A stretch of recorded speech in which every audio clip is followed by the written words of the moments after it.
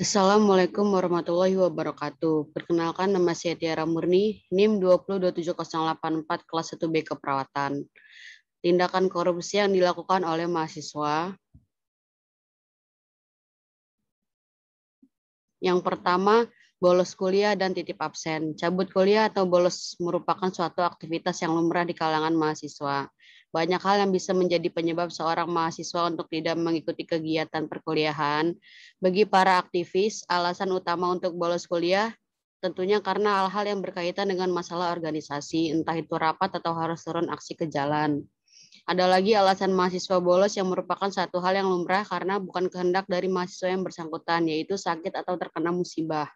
Selain itu, rasa bosan terhadap salah satu mata kuliah dengan cara dosen yang kurang menarik pun menjadi alasan ampuh yang kadang dilontarkan oleh mahasiswa untuk membolos dengan dalih adanya kesempatan tidak mengikuti perkuliahan, serta alasan mampu menguasai mata kuliah tersebut tanpa harus mengikuti. Demikianlah beberapa alasan mahasiswa untuk bolos kuliah. Bagi mereka yang pernah bolos kuliah dengan uzur yang tidak jelas, mungkin tidak sadar bahwasanya apa yang mereka lakukan adalah bibit-bibit timbulnya korupsi yang dapat mereka lakukan di kemudian hari. Lalu mengapa demikian? Bolos kuliah tanpa uzur yang jelas merupakan salah satu indikasi adanya sifat malas dalam diri seseorang. Sifat malas ini dapat timbul apabila dosen yang mengajar seringkali tidak masuk, bangun kesiangan, hingga jarak tempuh dari rumah ke kampus tidak dapat diprediksi karena jalannya yang sering macet. Namun bolos kuliah ini cenderung mengindikasikan bahwa seorang itu malas. Rasa malas inilah yang dapat membawanya kepada korupsi. Belum lagi ditambah dengan budaya titip absen. Bagi mahasiswa yang bolos, satu hal sederhana yang bisa menghilangi nilai kejujuran dalam kehidupan kita. Dalam KBBI, korupsi berarti penyalahgunaan sesuatu yang bukan kehendak untuk kepentingan pribadi. Berdasarkan definisi KBBI, mahasiswa yang bolos kuliah sampai titip absen sudah digolongkan sebagai koruptor. Yang kedua, nyontek saat ujian. Secara sederhana, pengertian korupsi adalah mengambil sesuatu apa yang bukan kepunyaannya untuk kepentingan pribadi. Pengertian korupsi yang sederhana ini akan mudah kita jumpai di setiap kampus pada saat kuis atau UTS atau UAS tiba. Tidak sedikit mahasiswa menyontek dengan membuat catatan kecil untuk menjawab soal ujian. Alasan kuat mengapa para kaum intelektual itu menyontek tidak lain karena kurang atau malas belajar.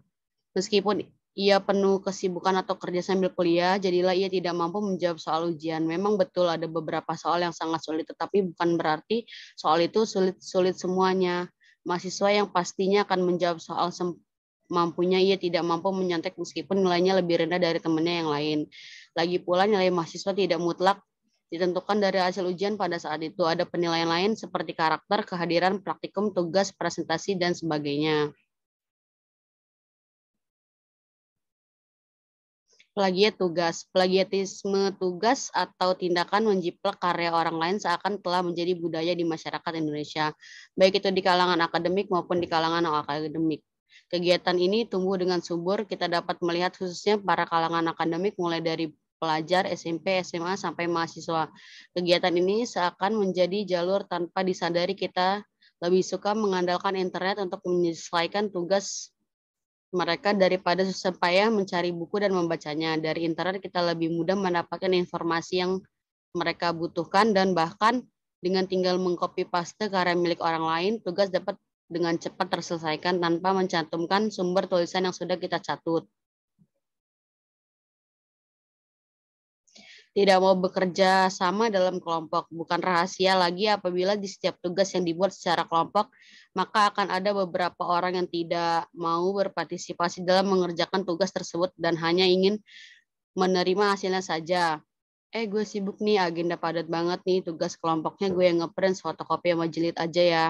Nah, tanpa disadari hal sepele seperti ini, karenanya orang seperti itu selalu ingin mengandalkan orang lain, tidak mau ikut bekerja sama bersama teman-temannya dalam menyelesaikan tugas dan mendapatkan nilai. Apabila hal ini menjadi sebuah kebiasaan baginya, maka di kemudian hari dia akan mencari jalan pintas untuk mendapatkan keuntungan tanpa mau berusaha dan bekerja keras. 5. Markup uang buku dari orang tua. Setiap awal semesternya sudah bisa dipastikan kita akan kembali lagi merepotkan kedua orang tua kita untuk meminta uang untuk membeli buku perkuliahan semester baru yang sudah ditetapkan dosen. Maka tidak sedikit yang akhirnya menggambarkan harga buku yang begitu mahal kepada kedua orang tua, namun realitanya akhirnya mereka memilih membeli buku dengan harga miring atau KW di pasar Senen dan uang sisanya dipakai untuk kesenangan pribadi. Seperjumlahnya memang masih puluhan hingga ratusan ribu saja. Namun coba deh kalau dihitung dari awal hingga akhir perkuliahan, sudah berapa lama nominal uang yang kita sudah pakai untuk kepentingan pribadi dari yang tidak seharusnya. Nominal ratusan ribu tersebut bisa menjadi benih untuk kita korupsi ratusan juta hingga miliaran di kemudian hari. Menggunakan uang kuliah untuk kepentingan pribadi. Biasanya orang tua akan mentransfer uang kuliah ke anaknya sehingga nantinya anaknya yang akan membayar ke kampus. Namun sayangnya seringkali terjadi hal ini dimanfaatkan oleh sebagian mahasiswa untuk hal pribadi yang tidak berhubungan dengan kuliah. Ada yang menggunakan uang kuliah untuk membeli HP baru, shopping, makan mewah, dan sebagainya. Kalian jangan sampai begitu ya guys. Harus memiliki prioritas. Jika uang tersebut memang memberikan untuk bayaran kuliah, maka jangan digunakan untuk hal-hal lain. Belajarlah menggunakan uang yang baik dengan bijak. Demikianlah presentasi dari saya. Wassalamualaikum warahmatullahi wabarakatuh.